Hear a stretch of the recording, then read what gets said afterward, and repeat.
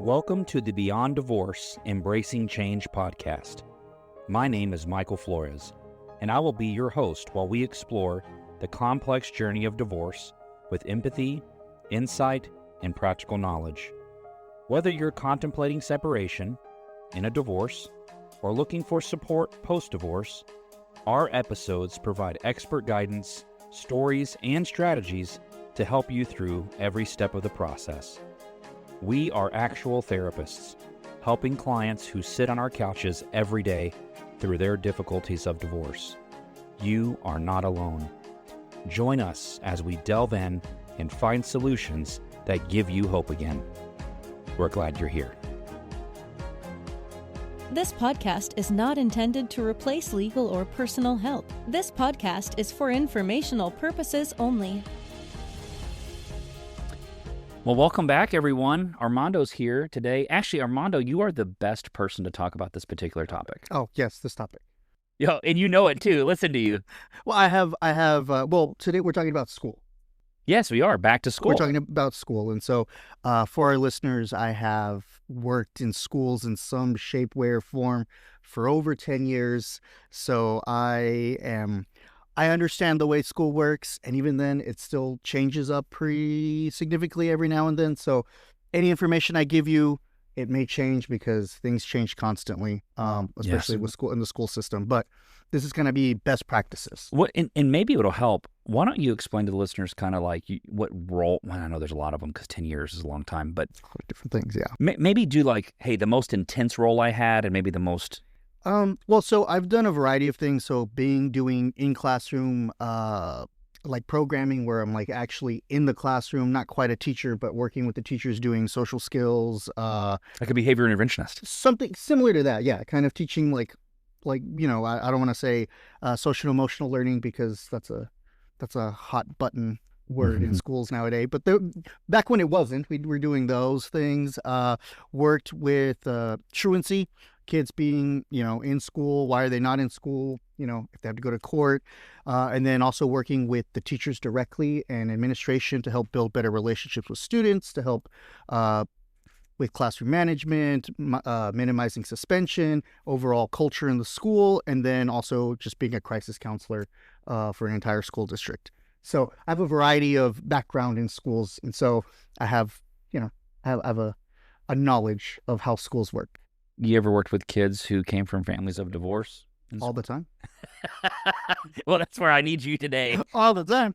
Well, did those kids ever show up in crisis work when you did crisis counseling? All the time, yes. And I think what's interesting, especially for any of our listeners that work in schools, a lot of times you don't know, or when you do find out, you're like, oh, this makes sense, because you don't know, right? We don't know.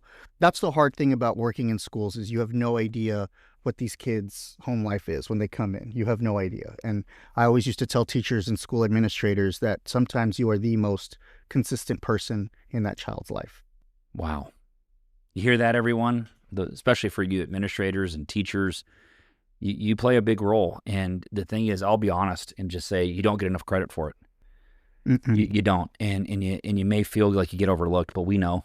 And I want you to know that we understand. And it's a lot to manage. Some parents complain with managing 2-3 kids in their household, and you're managing 20 students in a classroom plus. If you're lucky, only 20 students in a classroom.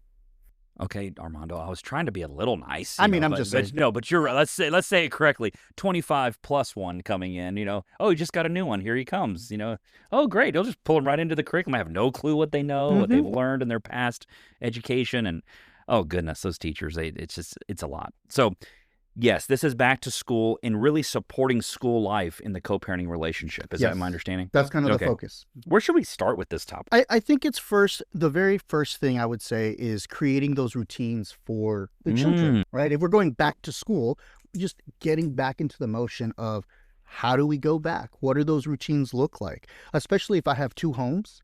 Yeah. We've talked extensively about routines in different homes and what that looks like.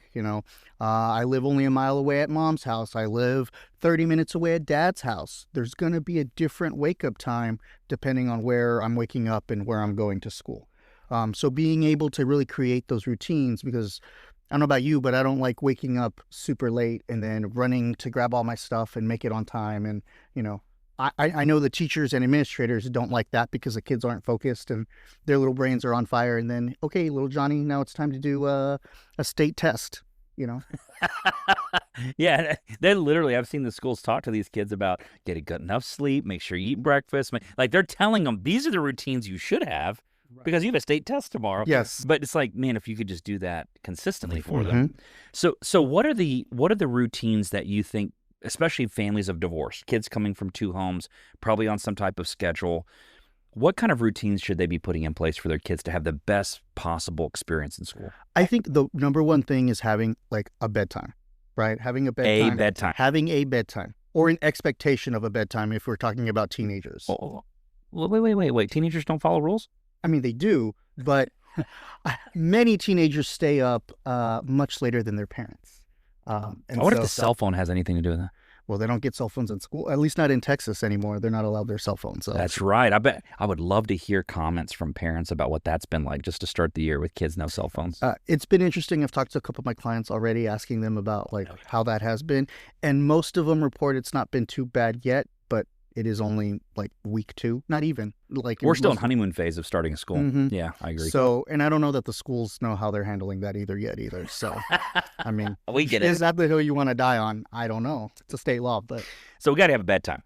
I think bedtime or expectations of bedtimes are super important because, look, we know kids are developing, their brains are growing. They need sleep. Sleep is the most important thing for everybody. For me, for you. Like, if I don't get a good night's sleep, we're going to have a problem. I feel like just health-wise, I don't feel good. I don't literally physically feel good if I don't have enough sleep. Absolutely. And I think that's where sleep becomes so important and making sure that they're getting enough hours of sleep at both homes. Yeah. Because that, you know, sometimes it's a little bit different if I'm the parent that gets the kid on the weekends, then it's going to look a little bit different. But come Sunday, if I drop them off at school on Monday and it's my responsibility, I need to have a bedtime that's kind of similar to the other home is what I encourage. Yeah. You know, when I've done the co-parenting work with parents, you know, kids, of course, prefer the parent that lets them stay up later. Of course. And so what I told these two parents is I said, look, whichever one of you has a stricter routine bedtime, you just both go by that one. Because then you're never over. Like, so if one says, hey, they should go to bed at 9, the other one says 8, you know, the way you do it is you say, well, 8 is the stricter time. We're going to go with 8. And then and you're for certain the kid's getting enough sleep at that point. You know, what I had a kid do with their parent once is say, like, what can I do to earn some later time? And so then the parents kind of looked at me like, well, I taught the kid the question. But when he asked that question of his parents kind of looked at me like, well, what do we do in that situation? And I said, well, how would you know that they could handle it? And they said, well, it would be how they get up. And I said, what do you mean? And then they described it. And I looked at the kid and I said, I guess the way you wake up makes a difference on how much sleep you're getting, huh? So it's kind of like you're teaching us. The kids are teaching you just as much as you're helping them. So I like that you mentioned the routines. Other routines you would add? Also in terms of like homework, like when they come home, what homework do they have? Do they get a snack first? Do they get to watch some TV? Do they get like iPad time? What do they get before they start homework? Or is it right back into homework? What happens when both homes just are completely opposite? One parent doesn't even look at the homework or care to ask. The other parent's like so on top of it. You have a kid that has, like, chances are if they are not self-motivated and they're not that type A kind of kid that's going to do their work on their own, they're going to struggle in school or they're going to be all over the place in school. And I don't know how many times I've had parents in my office tell me, well, you know, they do so much better with school on my time because we're structured, and it becomes a point of contention and it becomes a whole other something that can be weaponized. Hear me say, I hate weapons. I hate weaponizing children. I hate weaponizing schools. And it happens all the time. And so just be aware of that. So what should they do then in a situation where that may be the case? I think that's where you communicate with your co-parent. I know this is a crazy idea. I know I'm saying something wild for our listeners, but communicating with your co-parent, I think, is essential. My co-parent is not psychologically stable and they're a narcissist. Can I help you with some of those responses? Please. Okay. Sorry. You've heard these. Okay. Heard them okay. more times than I'd like. We can't co-parent. I don't feel safe with them. Mm-hmm. They don't communicate with me. I've sent them messages on OFW or AppClose or text or whatever, and they just don't respond. That's when you do your best. You do your best, and you create your routines in your house as best you can.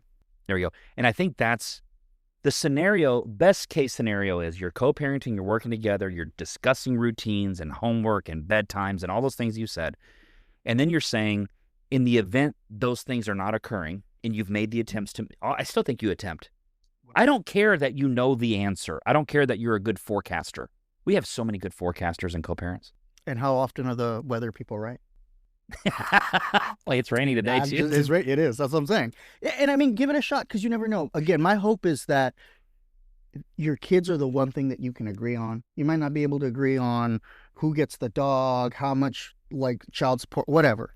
But hopefully for the kid, for school, that they can come together. This is the issue I've had with co-parents. They agree on what, they just don't agree on how. Think about it. If I say, do you want your kids to go to school? They both say yes. Yes. But how they help them do that. One parent goes, that's a them thing. They got to figure that out. The other parent's like, we got to stay on top of it. They don't agree on how. Mm-hmm. But they seem to agree on what? On the goal. In most cases. If you ask a co-parent, should the children have a relationship with both parents? Most parents say yes. But how that's to be done. And yeah, what kind of relationship also is yeah. always in question. Well, what if they just don't want to gush? I don't want to make them. Right? So they don't agree on that how. But the court says they got to go. And then so we have, that's what I see as the dissonance in co-parenting is we don't agree on how, but we typically agree on what. Have you noticed that? Yeah. No, I do see that. That's interesting. Uh-huh. Yeah. I want to, we need to dive into that later. Sorry. We can, definitely. And I think that's where trying to have that communication is important. And if you can't, you create that structure in your own home. You can only control what you can control, right? And having those expectations. And the goal is, if you create and instill those expectations in your children, they'll have those same expectations when they go over to the other house, even if that's not supported over there. Because that kid knows this is what's expected of me. If they have a value in school, well, I know I got homework, I know I got a project, I'm going to do it anyways because that's important to me. Right? And that's where having that communication with the school, which transitioning into our next topic about how to communicate with the school, is so important, because it's not just partnership with you and your co-parent, it's also partnership with the school. Talk about what that should look like. So that's where making sure that you're involved and you're on any kind of apps, whether it's like GroupMe or I don't know, there's a bunch of different teacher ones that GroupMe. GroupMe is a big one. Okay. There's a lot of schools have their own app with their own calendars. A lot of the school districts have that. So I would encourage all parents to be on that. Hear me say this. Someone's going to yell at me. Someone's yelling at the radio or YouTube or whatever.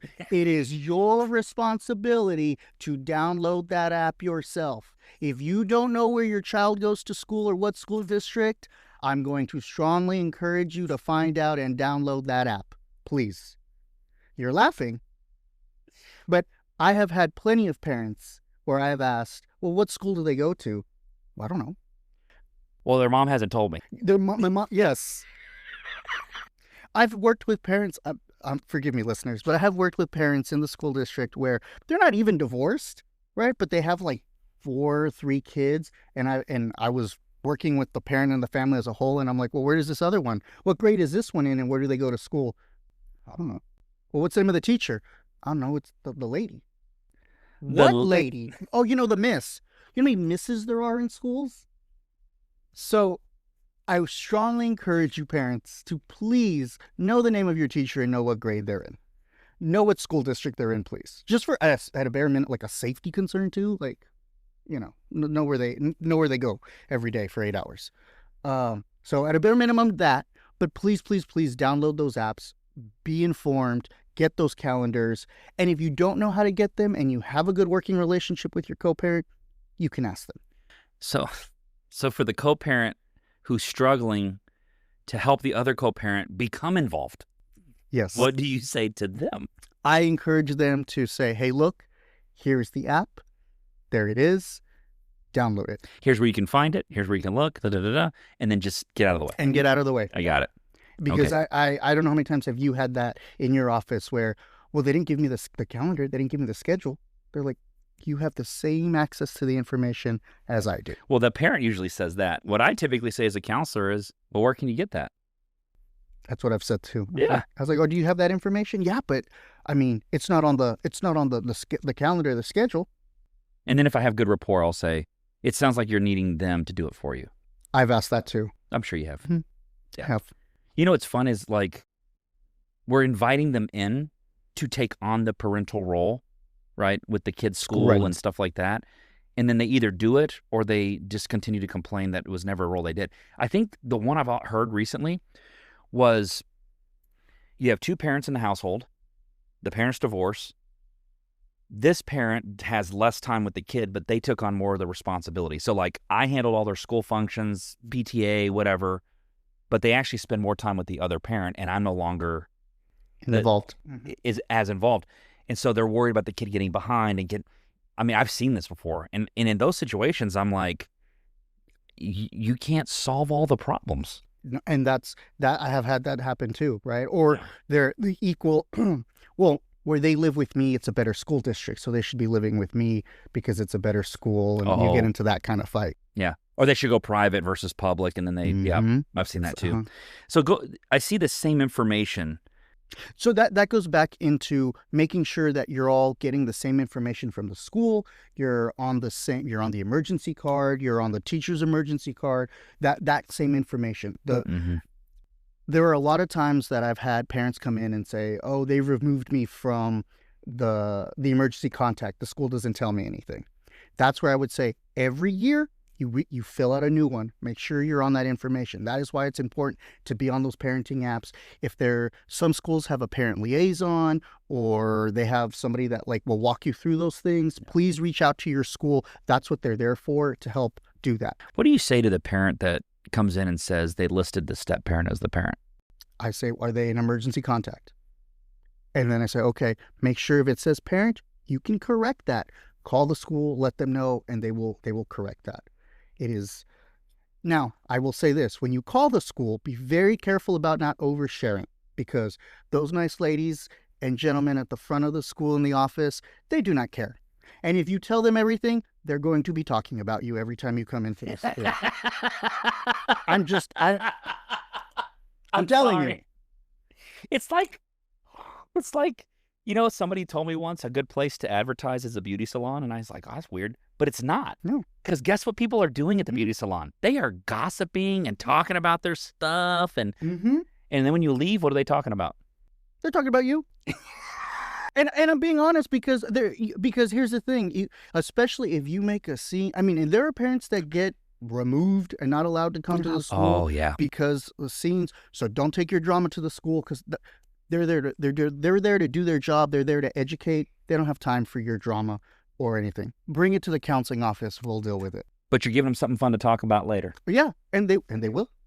And they will. And they will. And then it's sad. And then you have to kind of get on them to be like, hey, quit talking about it. But it does happen. Well, and then the question is, and not that schools probably do it intentionally, but you kind of get pegged, but you kind of set yourself up by bringing all your stuff. You do. And I think that's the other thing. And that's where I think parents also get upset, where they feel like the drama is being brought and that becomes presented to everybody. The spotlight's on them. But hear me say, listeners, part of that is it's a self-inflicted kind of drama. You're kind of creating that yourself. Yeah. And so I think it's important that avoid oversharing, but it's important to let the teacher know or let the administration know that hey, look, this is going on. We've got some problems. I'm here to help. Kind of make sure that all the communication is shared between everybody, if it's allowed. There are rare cases where that's not allowed. And if there's a court order, bring it to the court order, bring it to the administrator, bring it to an assistant principal. Do not give it to the secretary. Give it to the administrator specifically, is what I always encourage. Really? Yes, or the school counselor. And the school counselor is probably going to get an assistant principal anyways. But yeah, because that, especially if you want things confidential, if you don't want your information out there, the less people you know, the direct people you give it to, it's going to be better for you. That's actually great. That's great information for the listeners. And the other thing I will tell you too is a lot of times if you're court ordered to things, if the kids are court ordered to counseling or you're court ordered to parent facilitation or that kind of thing, and you have to work with your schedule, let the school counselor know. so that they're aware. So that way, if they do have to miss anything, it's an excused absence and they don't get dinged for it. Is court order counseling an excused absence in schools? Yes, it is. You still need to bring your school note, but it is considered an excused absence. Well, what if they miss a lot, though, as a result, because they're doing a lot in the therapy? That's court order? There are different things different schools do to kind of tackle that. Every school has a slightly different policy, but for the most part, in Texas, at least for Texas, most schools are required to have an attendance attendance review committee meeting. It's basically a group of administrators and people that work with attendance. And so if there is an issue, they look at, okay, why are they missing? And they can kind of work with you to kind of... There's an order that supports it, that says they're ordered to this. That's why they're missing. That's why they're missing. And they will encourage you. Look, when I was part of the attendance, I would always encourage, like, can you get them after school? Can you make appointments after school? Or earlier, switch them up. Or in the middle of, like, their specials or their PE or something like that, so that they're not missing instructional time. Sometimes it can't be helped, right? That it can't be helped. Understood. But I always encourage, when my clients tell me, like, oh, they've missed so many school, I'm like, okay, well, let's look what we can work with. Sometimes orders are very specific and you have to see a kid twice a month and they may not need it, but that's what the order says. And who am I to argue with a judge? Well, I wouldn't do that. Well, I don't. That's all I'm saying. I'm going to see you twice a month. Yeah, that's what it says right here. Take your court order to the judge, or take your court order to the school, so they see that. There you with go. My excuse note.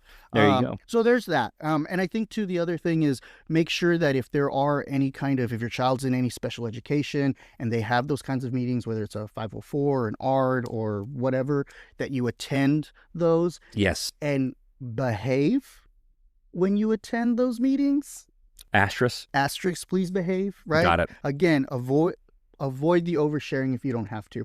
A quick story is I was working with this one young lady, and she used to say that she used to like her ARD meetings because that was one of the few times her parents would get along. They'd be together in the same room and they would get along and they would listen and they would cooperate.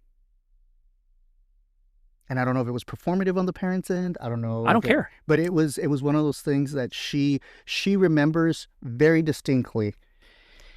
Kids remember what they feel in those experiences, don't they? Mm-hmm.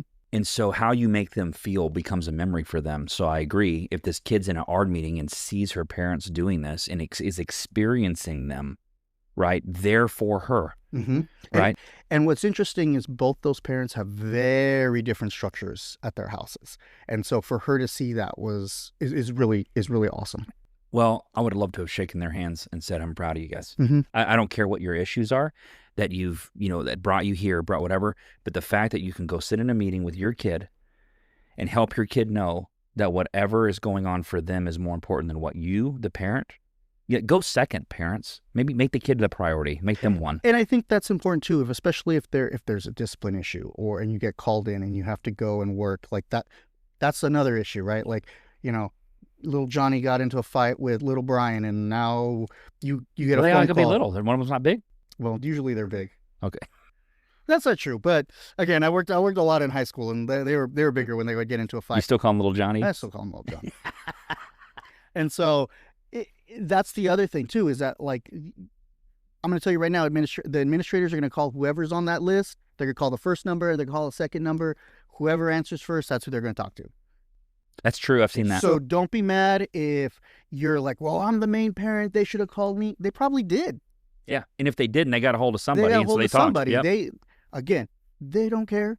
They're trying. They have an issue. They're trying to get back to the other thousands of children in the building that they're. The school is there to educate. Right. Your child. Mm-hmm. They're not there to take sides. They're not there. They're not going to talk to your attorney. They don't care. They don't. They do not care. They have a lot of other things. They got, depending on the school district, they got the state breathing down their neck too, trying to make sure that they don't get taken over. They're trying to figure out how to enforce a cell phone law. I mean, on top of everything else, on top of making sure that they meet certain requirements and things. So exactly. I feel for my administrators and my school staff that are out there. I have family that's in schools, and one is an administrator or assistant, and it's the first question I asked. How are y'all gonna do this? She gave examples of certain teachers that do it a certain way, and like, we don't have issues. We've never had issues because this teacher had a really unique way of handling it in their classroom. That's what we do. I love the creativity that they can come up with sometimes.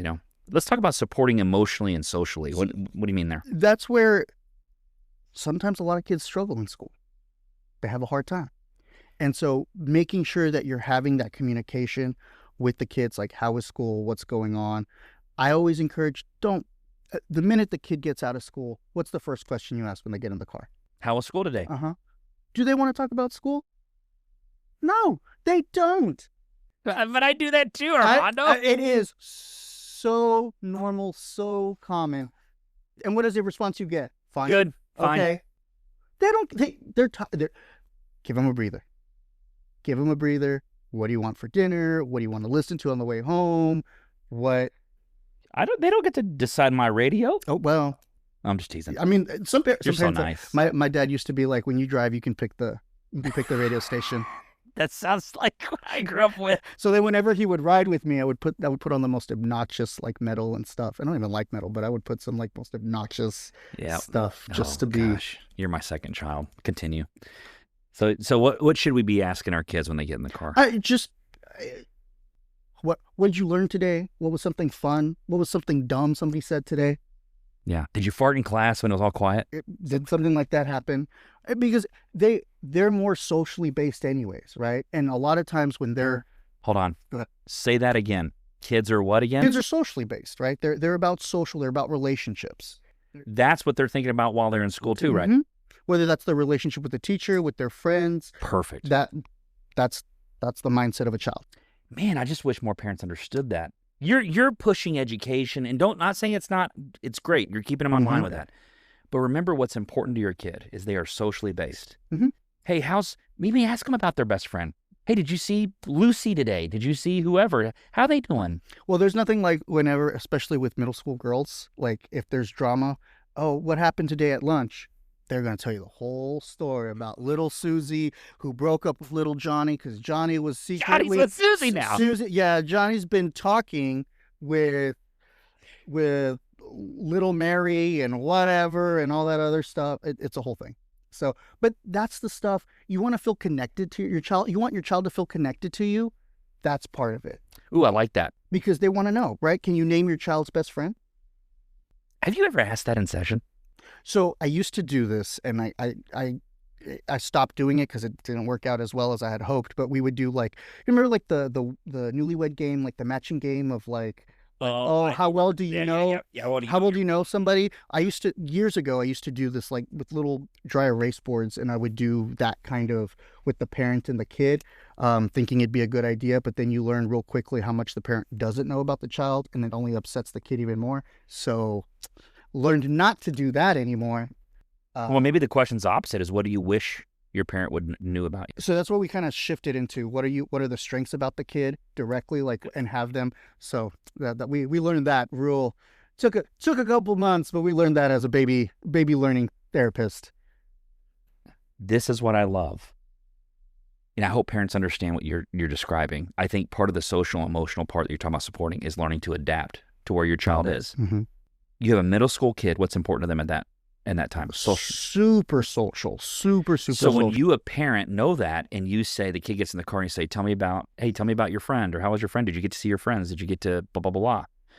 Your kid starts feeling really connected, like, oh, you know them. When in reality, you just know what's important to them. I mean, what's funny is I used to joke with somebody. I was like, yeah, if I can't like fake talk about like Fortnite or Roblox to a child, what am I doing? I'm bad at my job. Yeah, post 43. What is that? Huh? Like post 40, they don't do that anymore, I don't think. They don't do that anymore? I don't think so. See, I tried that. I think it's like 6'7" now, but I don't know what that means. Gosh, I hate my kids say that all the time. 6'7". So I got told the other day, it's off topic, listeners, but I got told the other day I was like 6'7", and they're like, Mister, that's cringe, don't do that. I was like, that's cringe? That was cringe, and I was like, my bad. So I didn't do it anymore. So I can't keep up. But that's why I was at. But ask questions. But that's the other piece, though, is if you ask questions, what's important to them, they'll feel connected. And that goes for both parents across the board. And then you'll get into about school. Are you struggling? What's going on, right? And this is something, even when I worked in schools, we would talk to teachers about that relationship, right? You need that relationship in order to connect with children. And it's the same thing when we're talking about school. You know, it's funny because I wish parents knew this more. You're more likely to talk your kid out of something than to talk your kid into something because you overshare. You talk too much. Mm-hmm. But if you ask questions, your kid feels that they're a collaborative part of building that with you, and they start coming up with solutions that you might actually like, which then makes you feel more confident as a parent in the fact that your child can solve problems. But until you give them the opportunity to show you that they can come up with a solution, you're never going to know that they can. And if you don't talk to them, you don't know about the problems that they're facing. So how many times, I mean, like bullying, how much do we hear about bullying like going on? Oh, I remember that was a huge, remember how big that was at one point? And it still is, right? Especially Yeah. it's just kind of moved on to the internet and apps, and you know, it still It's exists. become, a social It's just form on the different, internet. right? It just looks a little bit different. But if you talk to your children about their friends, you'll know if they're being bullied or teased, or if they're having a hard time in a specific class, or if they don't get along with a teacher. And that way you can have that information. And again, if you have a good relationship with your co-parent, you share that information with them. Because What if you don't have a good relationship with the co-parent? Do you still share? I think if there's a problem, you should. Yeah. I think if you know that little Johnny is getting bullied by Billy, then yeah, you probably should say something. Poor Johnny. He's got it rough. Yeah. Who's he dating again? No, I'm kidding.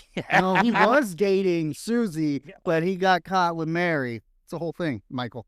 It's a whole thing. Poor John. Johnny's going to end up in your office. Probably has.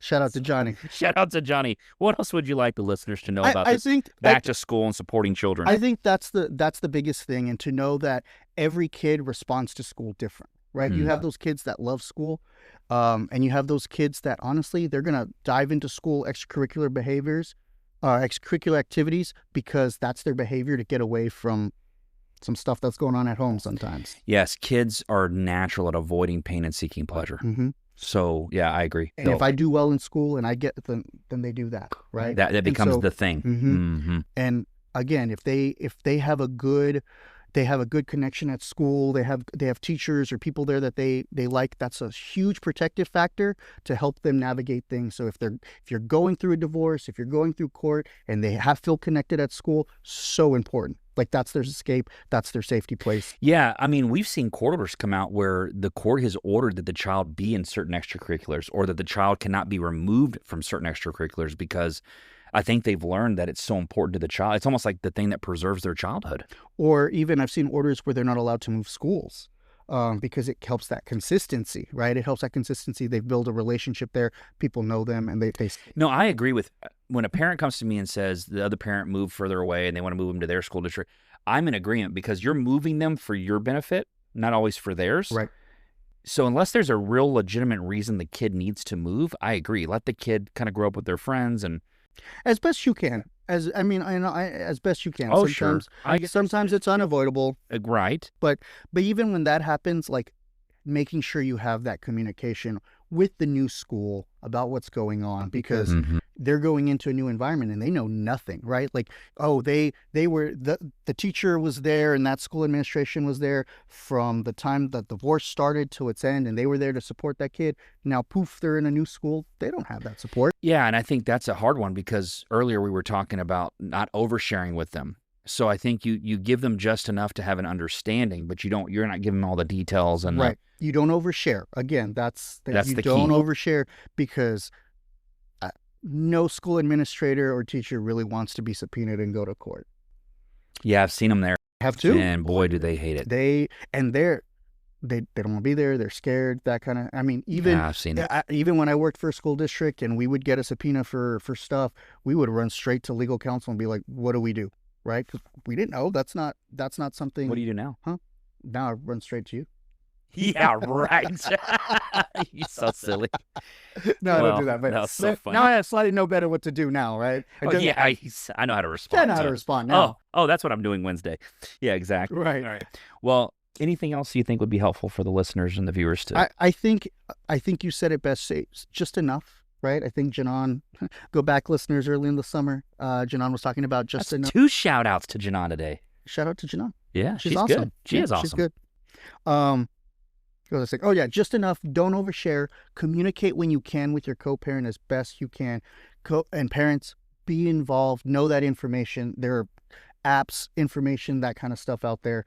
Teachers, administrators, they would like you to know what's going on. Yes, sometimes there are those parents that are overly involved that you're like, oh my God, but like, you know what? There are less of those than there are the ones that, don't know anything. Right. So, and know where your kid goes to school, please. Thank you, Armando. No, I want to thank you for just, you can tell that you know this topic so well, and you're passionate about education in school. I remember when we first talked before you came to Brighter Possibilities, how much you loved serving in that population. And I know how much of a benefit you were to them, and obviously I was stealing you away from them because I needed you to bring that here. And go ahead. I was going to say, and I think for all our listeners, please appreciate your teachers, appreciate the work Yes. that they do. Yes. It's hard. It gets harder every year. I joke that I'm a recovering school district employee. Well, Still? the problem with the schools, in my opinion, is they don't do 40-hour weeks. Oh no. They're working 60-hour weeks. Easily. I mean, literally, if you add up, that might be just on the low end. If you add up the time and grading stuff and showing up to school early and putting stuff up and going to buy supplies and whatever they're up to, they are legitimately putting in 60 hours a day. And that's not even if you're a coach or a band or anything like that, because they're there. You're just talking about just teachers, I'm just talking about teachers, not right? the ones that do the extra. We hear it, we see it, we know. Please, I like what you said to the parents. Be kind to them. Please be kind to them. And when you get mad and you're angry, don't yell at the office staff. Don't yell at the AP. Don't yell at. It's not their fault. It's not their divorce. They're just there for the kids. So the answer to that is seek first to understand if you want to be understood. I like that. Yeah, I didn't come up with it, but I love it too. It's good. That sounds good. Well, it's helped me every time I'm stuck or I'm pissed off, and I'm trying to get someone to see my point of view. If I'm not trying to understand first, why would they ever want to listen to me? You're not listening. Yeah, you're not. Yeah. I'm not listening to them. Why would they listen to me? So seek first to understand, then you can be understood. Yeah. Anyway. Okay. Thank you, Armando. No, Appreciate thank you, it. Michael. And Always a thank you. pleasure. I love it. I love this stuff too. Thank you, everyone, for being here. Keep moving forward. See you next time.